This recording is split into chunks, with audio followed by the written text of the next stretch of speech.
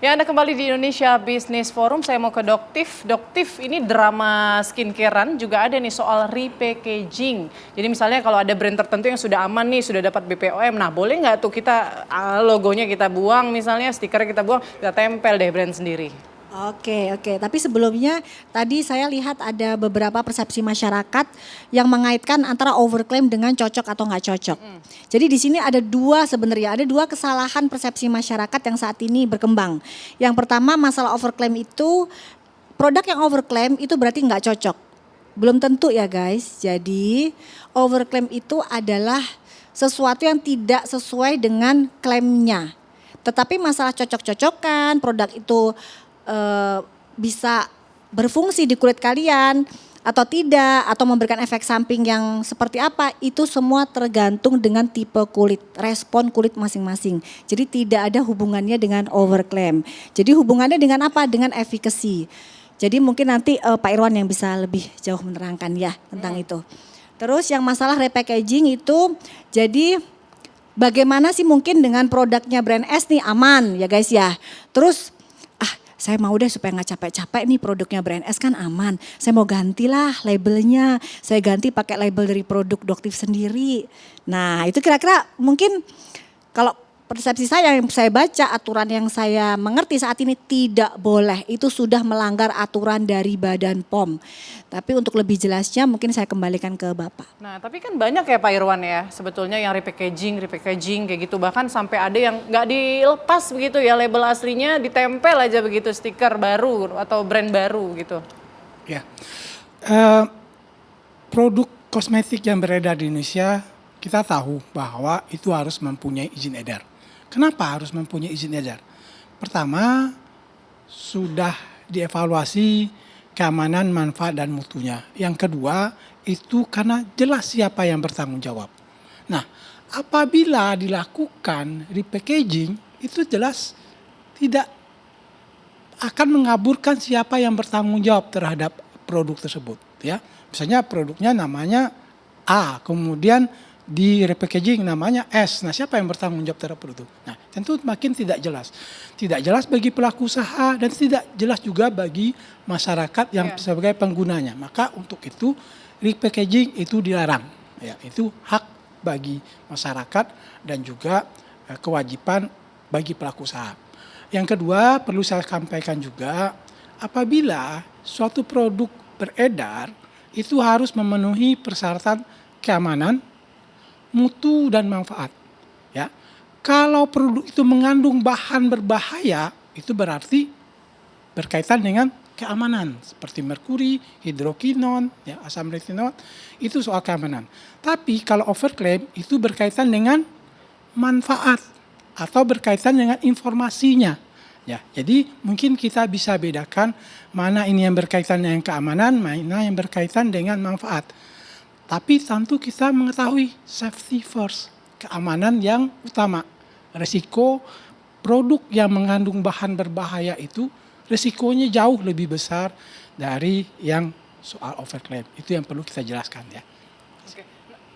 Mungkin saya ke Mbak Seli terlebih dahulu ya, sebelum nanti terakhir Mbak Iren ya. Mbak Seli mungkin ada tips-tips Mbak untuk para pengguna atau konsumen skincare, harusnya memilih skincare itu berdasarkan apa sih gitu? Oke, kalau tips dari saya mungkin untuk customer itu lebih familiar dulu dengan ingredients yang ada di skincare. Karena sebenarnya ingredientsnya skincare tuh nggak sebanyak itu kan. Jadi customernya itu bisa tahu, oh kalau dosis-dosis yang seperti ini tuh masuk akal atau enggak. Terus juga jangan tergiur sama yang harga murah. Jadi kalau biasanya orang bilang kan kalau mahal itu belum tentu bagus. Kalau murah biasanya udah pasti nggak bagus. Jadi kan karena kan sebenarnya skincare itu investasi ya. Jadi kita nggak akan melihat efeknya itu dalam jangka waktu yang cepat. Tapi juga kalau misalnya ada isu itu benerinnya mahal banget kalau harus ke dokter, betul kan? Jadi sebaiknya lebih lebih aware dan lebih ngerti tentang ingredients. Berarti ada harga, ada kualitas tuh benar ya. Betul. Kalau di skincare ya. Betul. Jadi jangan tergiur dengan harga murah begitu ya. Tapi biar terhindar gini, kan tadi dibahas juga ya banyak yang cocok tidak cocok gitu ya, jodoh-jodohan lah begitu. Nah itu gimana masyarakat bisa tahu? Karena kan banyak orang beli itu nggak ke dokter dulu Mbak gitu. Oke, jadi sebenarnya kalau kami suggest untuk customer kami, karena memang di Something juga kita menggunakan berbagai macam active ingredients, kami selalu mensarankan untuk melakukan patch test. Jadi diuji dulu nih, bisa di bagian belakang telinga atau di bagian dalam lengan, apakah ada iritasi sebelum digunakan ke seluruh wajah. Nah itu akan balik lagi, dari situ kita akan tahu, oh kita cocok nggak sama produk ini, seperti itu. Oke, berarti ada kalau saya kayak Something Clinic itu juga bisa ya Mbak buat ngecek kondisi kulit supaya kita tahu produk mana yang akan kita gunakan. Iya gitu. betul. Memang itu dibuat untuk kelanjutan dari skincare. Tapi ketika kalian ingin level up lagi dari situ ya kalian pergi aja ke klinik. Itu udah ranahnya klinik. Ini putih atau mencerahkan itu gimana sih bedanya Mbak? Karena Mencerah- masyarakat masih belum paham itu. Harusnya mencerahkan ya, nggak boleh bahasa memutihkan itu tidak boleh oleh BPOM. Harusnya mencerahkan memang. Harusnya mencerahkan. Benar, karena tidak mungkin kulit kita tiba-tiba jadi putih kan.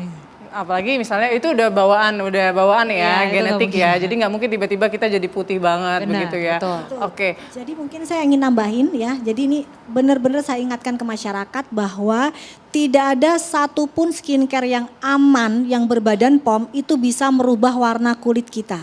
Lebih baik kita belajar untuk mencintai apa asli warna kulit kita. Tapi masalah-masalah seperti kusam, ingin memudarkan flek, nah itu bisa. Tapi untuk memutihkan atau merubah warna kulit kita itu adalah sesuatu yang mustahil.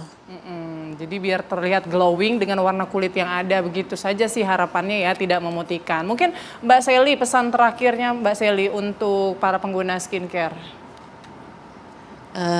Kalau menurut saya sih mungkin kita harus lebih tahu dulu untuk produk untuk kulit kita sendiri seperti apa.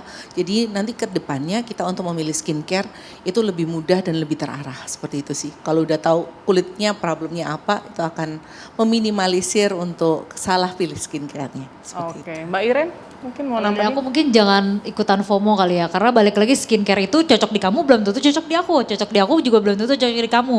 Gimana cara tawanya? Ya harus dicoba mau nggak mau. Jadi bukan karena dari review, bukan karena dari FOMO, bukan karena dari rame, tapi ya ketika kalian memang percaya sama itu brand, kalian coba aja gitu. Dan kalau kalian coba, kalian akan tahu sendiri gitu cocok atau enggak. Gitu sih. Oke, baik. Saya mungkin terakhir ke dokter detektif, Dok. Kan tadi sempat disampaikan juga ya bahwa bisa jadi ada penurunan kadar senyawa gitu ya dalam sebuah skincare. Nah, banyak juga yang menuding atau publik menanyakan apakah mungkin sudah turun kadarnya baru diuji lab sama dokter. Jadi sehingga kandungannya memang berkurang daripada yang diklaim begitu. Jadi sebenarnya dalam suatu pabrik maklon itu mereka ada yang namanya uji stabilitas. Jadi mungkin bisa dikoreksi ya Pak Irwannya kalau saya salah. Jadi mereka itu menguji stabilitas dari suatu formulasi skincare. Jadi mereka sudah tahu, harusnya mereka bertanggung jawab. Tetapi ini ada juga nih fenomena yang saat ini mungkin belum saya angkat lagi tentang masalah SPF. Nah, apa tuh? SPF itu Sun Protection Factor. Jadi kita di klaimnya itu dia bisa ngeklaim angka 30. Padahal Di klaimnya iklan ya, bukan klaim di kemasan. Karena kalau klaim di kemasan itu Badan POM meminta uji in vivo. Ya, itu uji in vivo, tapi berbeda dengan kita mengklaim di e-commerce. Nah, ternyata yang saya uji ini luar biasa hasilnya. Jadi dia ngeklaimnya itu 30, ternyata pada saat saya uji keluar tuh di angka 1 SPF-nya. satu dari 30 cukup dari 30, jauh ya, Dok? atau angkanya bisa keluar 2. Nah itu sangat tidak mungkin kalau misalnya owner bilang itu mengalami oksidasi itu atau apapun alasannya itu sama sekali nggak masuk akal, itu nggak make sense. Gitu. Oke, Itu salah satu yang mungkin belum saya angkat. Mungkin nanti setelah saya angkat lagi akan menjadi kehebohan yang lain lagi nih nanti. Kita tunggu ya Doktif ya temuan-temuan barunya. Ini menarik juga ya karena memang jarang sekali loh kita menyamakan apa yang disampaikan di iklan dengan apa yang tertempel pada produknya. Mungkin ini bisa jadi satu tips juga buat masyarakat yang ingin membeli skincare untuk menyamakan lagi, mengecek lagi mungkin kandungan-kandungannya sudah sesuai dengan apa yang disampaikan di iklannya. Baik, terima kasih banyak Mbak Iren, Mbak Sally, Pak Irwan dan juga Doktif, Mbak Weni dan Mbak Pipi dan teman-teman yang ada di sini. Terima kasih sudah bergabung pada malam hari ini. Saya Putri Windasari pamit, sampai jumpa pekan depan.